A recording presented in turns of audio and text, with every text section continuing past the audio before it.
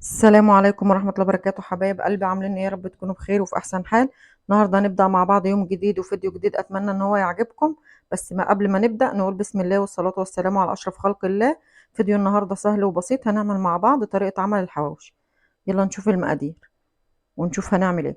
بس يا جماعة اللي دخل الفيديو بقى، اتمنى تشجيعكم ليا، يعمل سبسكرايب للقناة ويحط لايك للفيديو. كده بقى معايا مقادير الحواوشي اهو، كمية اللحمة اللي انتوا عايزينها، بس اهم حاجة تبقى عليها حتة ليا عشان تدينا ريحة الحواوشي اللي بره. ومعايا عيش مفتوح، ومعايا بقدونس معلقتين كده مفرومين، تقطعهم تقطيع صغير، ومعلقة توم مفرومة، وثلاث قرون فلفل مفرومين او متقطع صغير، وثلاث بصلات مفرومين. والتوابل بتاعة الحواوشي: ملح، ربع معلقة شطة او الشطة تكتريها حسب رغبتك، نص معلقة توم باودر، نص معلقة بصل باودر، نص معلقة كزبرة، معلقة كمون صغيرة، معلقة فلفل اسود صغيرة، نص معلقة سبع بهارات. تعالوا نشوف هنعمل ايه بقى مع بعض. بس اتمنى يا جماعه اللي دخل الفيديو يشجع القناه كده، ويحط لايك للفيديو، ويعمل سبسكرايب للقناه. ده كده بقى عيش الحواوشي، بيتفتح بالشكل ده كده بايديكوا، بمقص، بسكينه، اللي انتوا عايزينه. تفتحي نصه كده بالشكل ده. بس وانت بتجيبيه من الفرن تقولي للبياع انا عايزاه للحواوشي. تفتحي كده بمقص المطبخ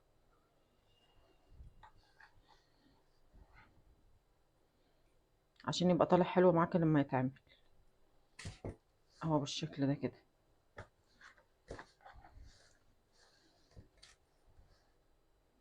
وسهل وبسيط وانضف من اللي انتوا بتجيبوه من بره. لما تعملوه لاولادكم في البيت احسن.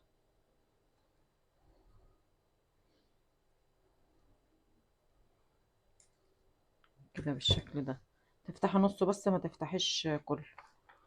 هعمل معاكم واحد كمان.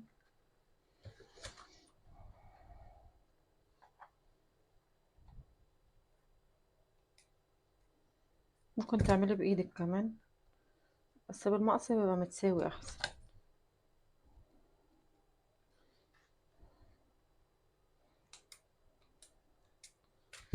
كده بالشكل ده.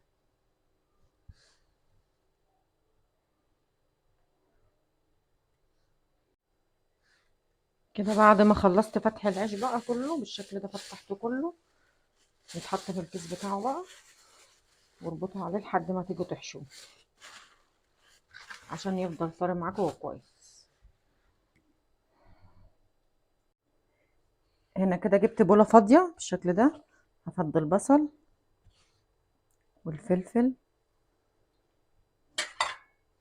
والبقدونس والثوم.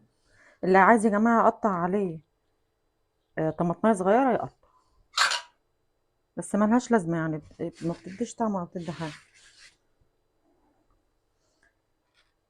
كده زي ما قلنا حطينا البصل والفلفل والثوم والبقدونس، هنحط التوابل. ندمج بقى الخليط كله مع بعض وكده.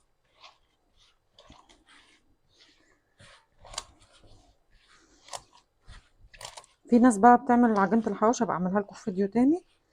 تحشي اللحمة يعني في عجينة، مش تحطيها في الرغيف. اهي تدعك الخلطة بالشكل ده. نحط عليها كمية اللحمة.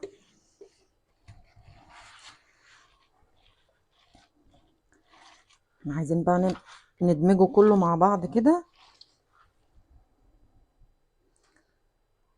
حتة فلفل كبير.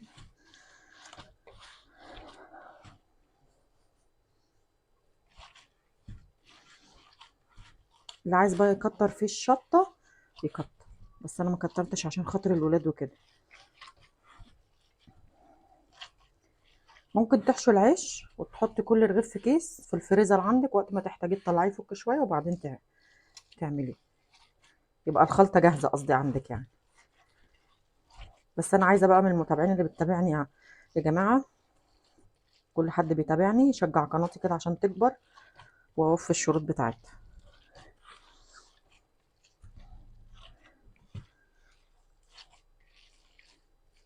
كده بالشكل ده.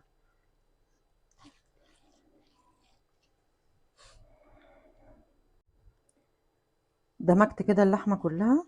انت بنظرك كده، لكل ست بيت طبعا، بتظبطي كميه الملح حسب الكميه اللي انت عاملاها.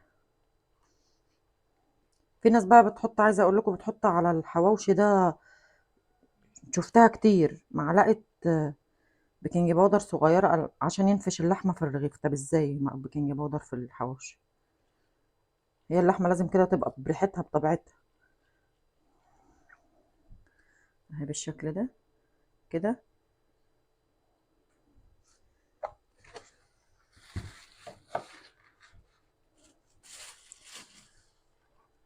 ممكن المحلات بتحطه عشان خاطر يكتر لهم كميه اللحمه في العيش، بس احنا بنعملها في البيوت، ملهاش لازمه يعني نحط بيكنج باودر في الرغيف.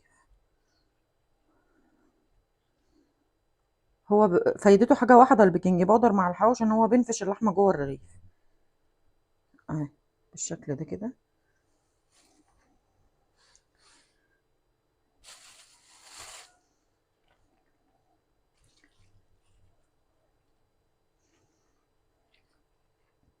انت بتعملي كوره، وبعدين بايديكي كده بتدخلي ايدك بالراحه جوه الرغيف كله، وتوزعي بقى اللحمه كده بصوابع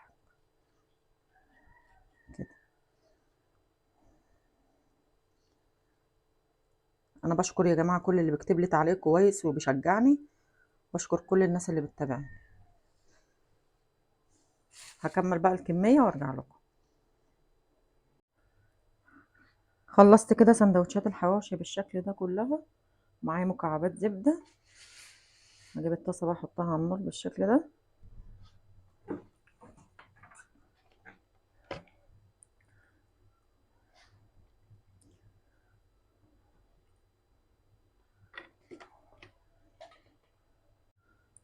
حطيت طاسه على النار بالشكل ده، حطيت فيها معلقتين زيت. هحط فيها كده مكعب زبده صغير، يعني ما تقولوش كبير، مكعبين صغيرين كده يدوا الحواوشي ريحه وطعم كويس.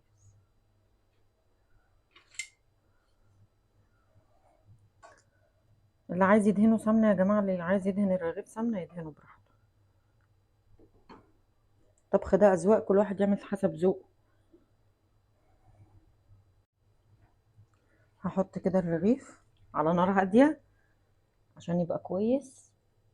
اهدي النار كده عليه لحد لما يستوي، اروح قلبه على الوش التاني.